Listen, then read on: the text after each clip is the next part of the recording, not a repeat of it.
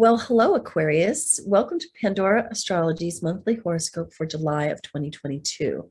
We are the astrologers of Pandora Astrology. I'm Jamie Kale Miller. I'm in Berkeley, California. I'm Julia Mijas in New York. Well, Aquarius, this month's horoscope covers a variety of themes from work to relationships.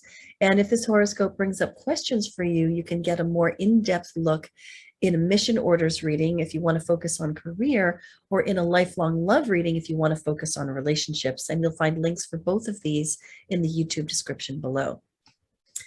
I want to talk with you about a couple of asteroid goddesses that are near and dear to my heart. And I think they should be to yours as well. Most particularly Ceres, because she has to do with money, and also Juno, which has to do with marriage. So Ceres is the asteroid goddess to do with food, body, and money, the things that connect us to the physical world. And whatever house she's transiting through can be an area where we might want to be thinking with our financial thinking cap on, and possibly making budgets, or thinking about how do we run our money in this area. Ceres is passing through your sixth house, which is the domain of work, health, and service, and personal organization. This might make you want to get better organized around your finances. This might also make you want to get some better health routines, especially around eating.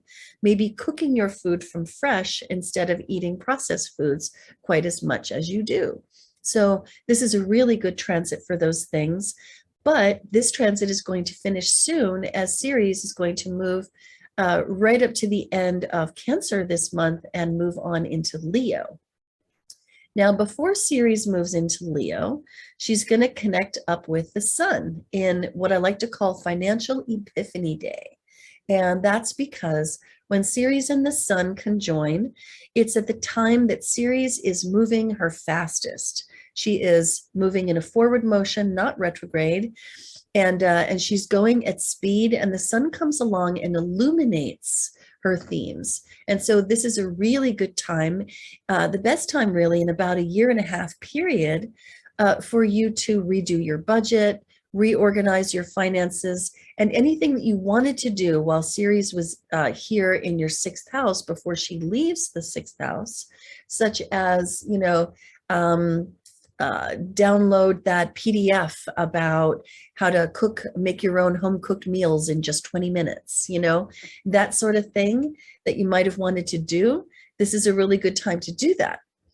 And it's also particularly good for those, financial planning and budgetary beginnings, fresh starts. So then a few days, right after that, we have July 22nd, and the sun moves into Leo, and then Ceres moves into Leo. Now, Ceres in Leo has a very different feel and flavor. This moves into your seventh house, where you might want to begin discussing finances with your partner, whether that's your romantic partner, marital partner, or even a business partner. You might find that finances come up in your conversations more while Ceres is here, and she's going to be here for about 2 months. But I want to caution you that Ceres in Leo can be spendy, can have a love of luxury items.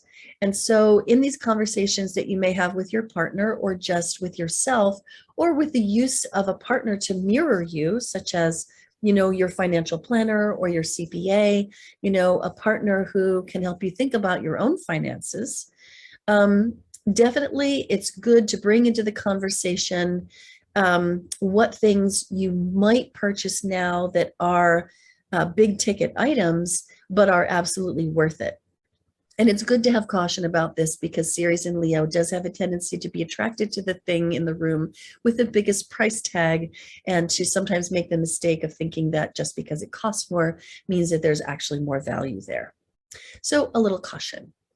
So now I want to talk about Juno. Juno is here traveling along through Pisces, and Juno is going to be in Pisces for some time, because on the 23rd, 24th, Juno turns retrograde. And so we enter into a relationship retrospection period.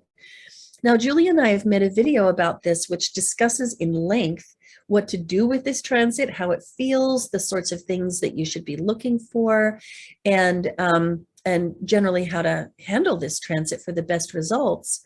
But to bottom line it, this will impact your committed relationships. It might bring your committed relationships into a holding pattern while you retrospect on what is the deeper meaning behind this relationship.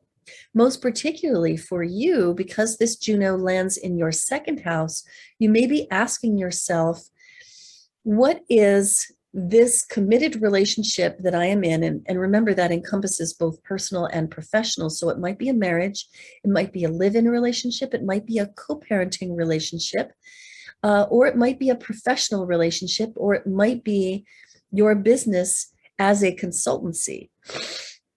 But what you'll be asking yourself is, does this committed relationship contribute to me financially? And what is its connection to my own finances and my own security and how I run those finances? And also, is this a relationship with a good, healthy, shared life of the body? Do we eat well together? Do we sleep well together? Can we run our bodily rhythms in syncopation and they work? So these are the sorts of questions you might be asking yourself during this transit. And definitely check out that video. It's on our YouTube channel, Pandora Astrology, in the July 2022 news playlist. And you'll find it there even after it moves off of the forecast page, where it will be during July, but not necessarily in August. So now I'm going to throw the ball over to Julia, because Julia, I think you've got some news about Mars, Mercury, and Venus for the Aquarians of the world. I sure do. Hey there, Aquarius. Let's begin with Mars first. Wherever we have Mars, we feel super, super driven that month. But Mars is not the easiest energy out of all the planets. Mars can sometimes bring a little bit of conflict, a little bit of competition, and even a little frustration as well. However, Mars does have a constructive side to him, and that means you can also get a lot of good work done with Mars. So Mars begins the month in your third house of communication, siblings, neighborhood, and short journeys, which essentially just means road trips, trips about town, going to the beach, for example, instead of getting on a plane and going to a different country. So for the first few days of the month, and a lot into last month too, Mars is in your third house, where you might be kind of shooting around your neighborhood, getting lots of errands done, moving around, taking some trips somewhere locally. But it can be a bit of a challenging time, especially when it comes to relationships with your siblings. Maybe you guys are being a bit competitive with each other. Maybe you guys are being a little bit annoyed with each other. However, Mars in the third, since the third house is the house of writing, can be a wonderful time to just get a lot of writing done, especially on your own. Writing is generally a solitary activity, but Mars is a planet that likes to do things on its own. It's very independent, but it could be a good time, if you're at school or you do any writing for work, to just get a lot of that done. Then on July 4th, Mars moves into your fourth house of family and home, where he's going to be for the rest of the month. And when Mars is in the fourth, he's bringing some of those issues I mentioned into the realm of family. So, this could be a time of not seeing eye to eye with your parents. Mars in the fourth might mean that there's just a lot of activity going on in the home place. Maybe you're having a lot of sort of emotional engagements with people at home. But Mars in the fourth can be a wonderful time for getting a lot of work done at home. So if you're, a lot of people are Zooming for work these days, so if you work from home, you can just kind of throw yourself into your work and get a lot done. And it can be a great time for doing errands for the home, or even projects that even physically engage you, like painting a room, for example. And then Mercury A lot less tricky than Mars. Mercury represents communication. It represents your mind. Wherever we have Mercury, our mind can be very preoccupied. And for the first few days of the month, Mercury starts off in your 5th house. And the 5th house is the house of fun. So that quite literally means that your mind is on having some fun. You know, maybe there's some games you're engaged in and playing with others. Maybe you've been hanging out with your kids more, having a lot of fun together. And then by the 4th, Mercury is going to enter your 6th house, where he's going to stay for the rest of the month. And this is a work house. It represents the day-to-day conditions of your job. It's also the house of health, rituals, and organization. And there's a very natural fit for Mercury in the 6th house. This is a wonderful transit for getting organized, you know, getting all your affairs in order. That might mean going through your bookkeeping. That might mean, you know, cleaning out some closets in your house, kind of like a late spring cleaning. Mercury in the 6th house will also increase the level of communication you have with the people you work with. You know, you might find yourself reaching out a lot more to coworkers, maybe your boss too, you know, but it could be a little bit more of a social time at work for sure. And then on July 16th, Mercury is going to be exactly conjoined the sun. And that's a very special day to keep track of. We call that Greater Epiphany Day. And it can be a time of insights, revelations, aha moments that especially associated wherever Mercury is in the chart. So your Greater Epiphany Day is happening in the 6th house at around July 16th. So that could mean that maybe you get some special insights into your health. You know, maybe you're kind of sitting there thinking, you know what, I need a new doctor. I really don't feel like I'm getting the progress I need done with this person. Or maybe you're thinking of some new ritual or routine, which is ruled by the 6th house, that is going to support your health in some way. You could also get other insights into your job, as well as maybe your organizational resources too. And then I always love to say a few things about Venus, because people like to hear about Venus. She's the planet of beauty, harmony, relationships. Wherever we have her, we find a little extra luck and pleasure that month. And the great news is Venus starts the month in your 5th house. Again, that's the house of fun. It also represents dating too, which, you know, Venus and the 5th have a lot in common in that regard. So Venus in the 5th house for the first 17 days of the month is a great time for single Aquarians to get out there, meet somebody, maybe go on some dates. If you're in a relationship, then you guys aren't going to want to just hang out at home together. You're going to want to go out. The 5th house represents places of amusement. So casinos, clubs, theaters, festivals, you know, this is kind of like a source of fun and pleasure this month. Then on July 17th, Venus is going to enter your 6th house, where she's joining Mercury. So Venus is going to bring a little bit of harmony and pleasure and luck into your workspace. You know, maybe you do really well with your clients and your customers. Maybe you make some new friends along the way with the people you work with. Venus in the 6th for the single Aquarians might mean they get the hots for somebody they meet through work too. So as long as that's okay with your boss and HR, you know, just make sure that's fine. And Venus in the 6th house can add a little bit of luck and help to your health as well. The only caution with Venus in the 6th is that Venus loves to indulge herself, and the 6th house rules diets. So if you are on a diet, it might be a little hard to say no to candy with Venus in the 6th, but overall, it's a time where you might get a little bit of support with chronic conditions and things of that nature. Well, I want to speak to 2 moons and a seasonal change, beginning with the full moon here in Capricorn in your 12th house, opposite the sun here in the 6th house. This particular moon involves a tug of war, which is the nature of full moons, certainly. And it's giving you this tug of war between showing up at work and you know, paying attention to details, being organized, having yourself together. That's very 6th house, and the sun is pulling for that. While the moon over here in your 12th house is pulling for solitude, rest, retreat, staying home, getting a little bit more sleep perhaps.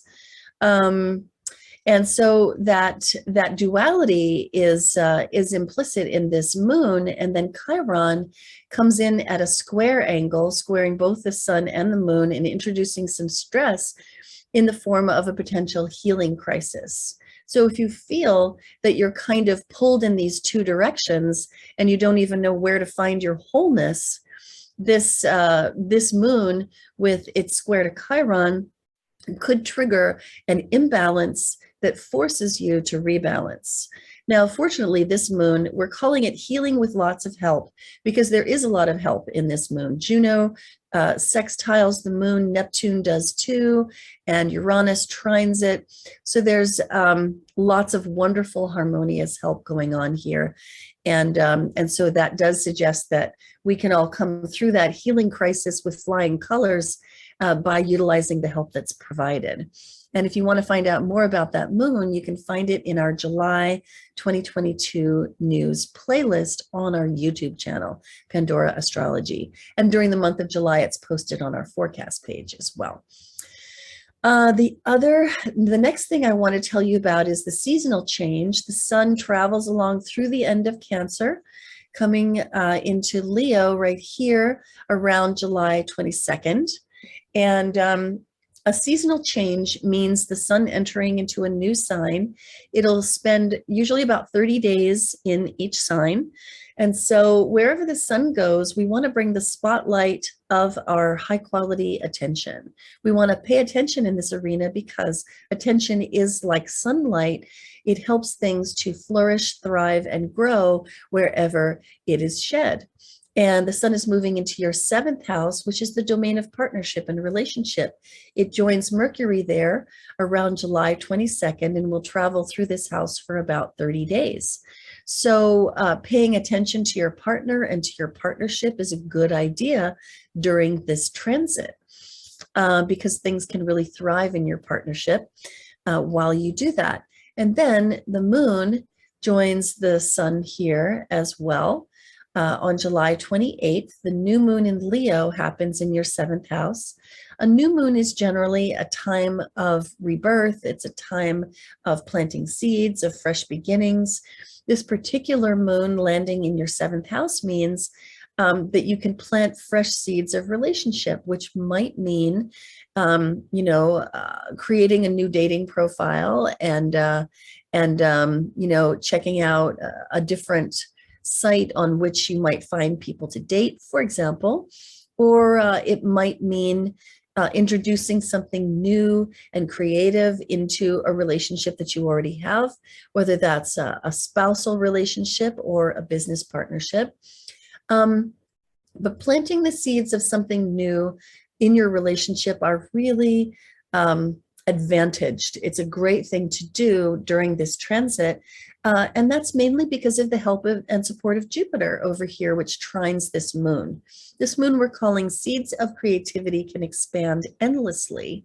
And so any seeds of creativity that you plant in your relationships during this moon have a lot of expansion that they can do naturally. And that moon is also presently on our July forecast page, and you'll find it on our YouTube channel in the July news folder as well. Yeah, I think that's the good stuff that we've got for you. If you enjoyed this horoscope, you might check out your other horoscope. If this is the horoscope for your sun sign, not your rising sign, then I strongly recommend that you get the horoscope for your rising sign because it's going to work so much better for you and give you much more useful information. If this horoscope makes you curious to have an actual conversation with Julia or me one-on-one in the form of a reading, you can find the readings tab on our website, pandoraastrology.com, and schedule one. And until next time, we'll see you around the cosmos. Bye. Bye-bye.